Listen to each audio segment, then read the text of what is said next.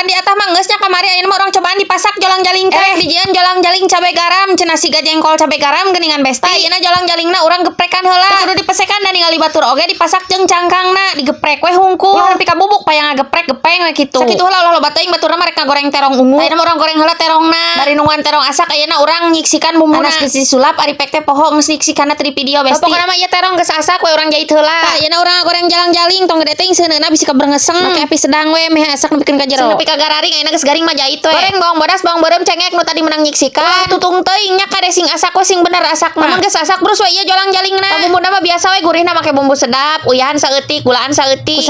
Kusrang kasreng teu lila jahit we. Tingali besti mun menggiurkan kieu ieu bakal nikmat tahar teh. Geraharna teh jeung sanguhaneun. Ka cicing heula urang alas heula besti. Kakara urang ge ieu teh dipasak kieu teh besti nyobaan we. Dan empo batur mah dina plog-plog anu mararasak dipasakna teh di balado. Teh ngeunah sia besti. Dipasak kieu ceuk urang mah geunah keneh ieu jolang jaling daripada masak jengkol oge. Jengkol mah bau pisan geusna teh ieu mah teu pati. Heuh ari aroma bau hangseurna mah aya kitu dicai oge ngan kok teu segak jiga jengkol. Sok cobaan besti. Anu can ngasaan sok gerasaan meulina di online. Udah di urang mah ieu teh ayana teh di ditu di Palembang, di Sumatera, di Lampung.